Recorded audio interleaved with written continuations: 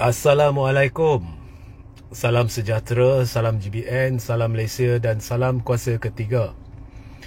So, seperti biasa, jika audio jelas, boleh tolong maklumkan kepada saya. Share ramai-ramai ya. Kita menghadapi shadow ban berterusan. Dan sertai Telegram saya, Regi Jesse Rita Udin. Dan juga share link Telegram bersama rakan-rakan anda. Baik,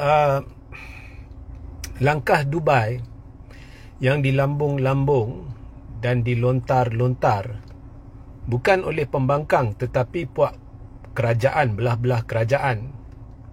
Depa yang reka, depa yang lambung, kemudian depa yang nafi, ada yang kata gagal. Itu pun bercanggah-canggah ya. Sah satu penipuan. Cerita yang direka dari pucuk ke pangkal memang direka, memang satu skrip yang direka. Siap dengan JCOM memetik sumber-sumber yang tidak dinamakan, kononnya dikatakan, dikabarkan dan sebagainya. Terus memfitnah pemimpin-pemimpin belah-belah pembangkang. Dan niat dia, kalau kita lihat, kerajaan dah cemas, Pakatan Harapan dah cemas, kepimpinan utama Barisan Nasional dah cemas. Jadi direkanya cerita ni. Jadi kalau anda tanya saya cuma ada satu penjelasan je lah, yang logik lah, yang boleh masuk akal. Mereka nak kelirukan MP-MP yang memang ramai dah tak sokong kerajaan. Sebab bila kelirukan MP, mana tahu ada MP yang terbeli dengan penipuan ini, dan mungkin dia dah tak sokong Anwar, tiba-tiba dia takut, dia buat U-turn. Itu yang saya lihat. Okay.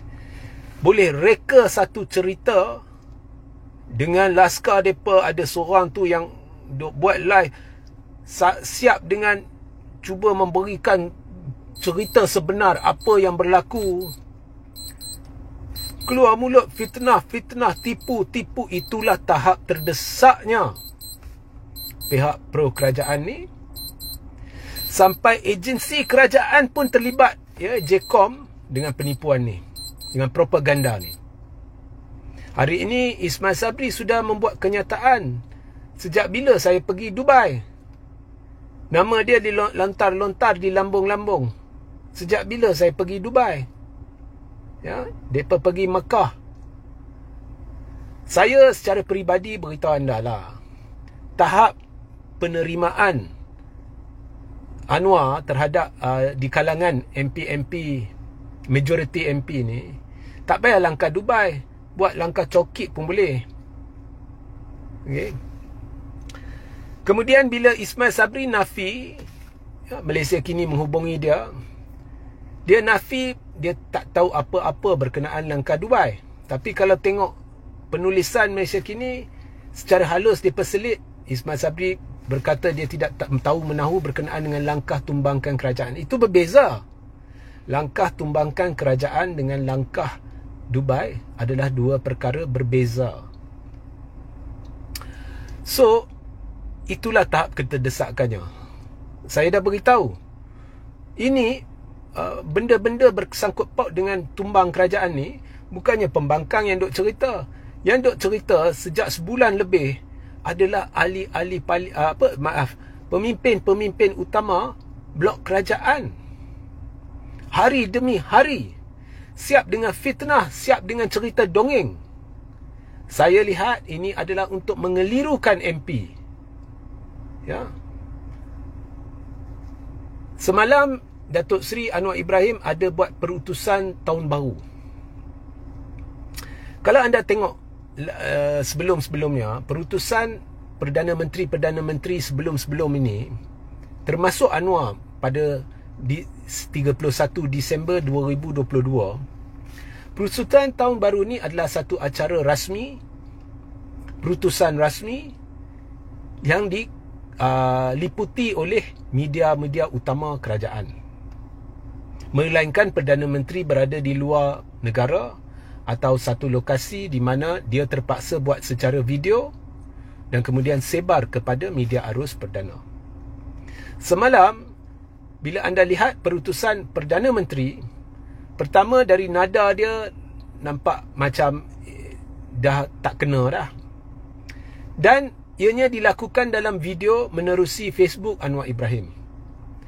Nah, Facebook Anwar Ibrahim ni ada lebih 1 juta lebih atau 2 juta lebih follower.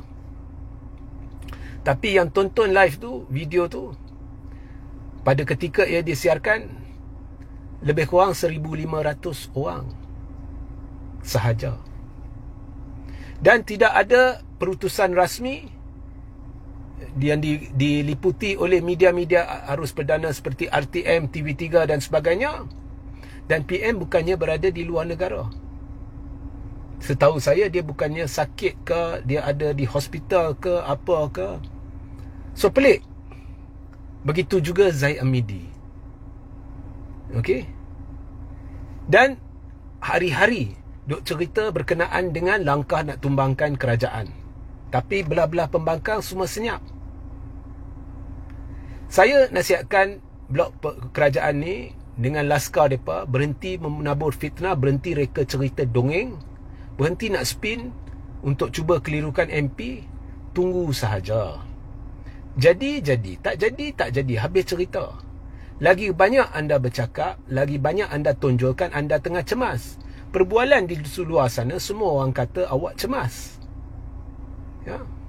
So, awak perlu rujuk balik kepada pakar strategi anda, penasihat media anda, penasihat komunikasi anda yang selama ni gagal. Kerana kali ini pun dia gagal. Dia mungkin beri nasihat salah, awak kena kata ni, awak kena kata tu. Ini semua satu kebodohan. Kalau andai kata, ya, kali ini saya guna andai kata. Andai kata Anwar tidak disokong oleh majoriti MP, percayalah, benda itu sudah selesai. Cuma tunggu masa aja. Andai kata dia sudah hilang majoriti, benda tu sudah selesai, tak guna nak cuba ubah fikiran MP. Cuma tunggu masa. So sama ada dia benar-benar hilang majoriti atau tidak, kita tunggu dan lihatlah. Ya. Daripada anda buat cerita dongeng dengan orang tu, laskar dia keluar buat live nak cerita sebenar, dia tipu, fitnah, benda yang tak wujud dia boleh cerita seolah-olah wujud.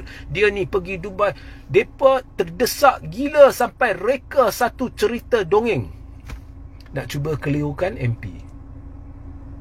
Jadi satu je benda yang masuk akal bagi diri saya lah, depa nak kelirukan MP supaya mana tahu MP yang sudah pun tarik sokongan terhadap kerajaan mungkin panik dan buat U-turn. Ya. So itu sahajalah. Selamat tahun baru. Sehingga kita berjumpa di live seterusnya. Assalamualaikum, salam sejahtera, salam GBN, salam Malaysia dan salam kuasa ketiga.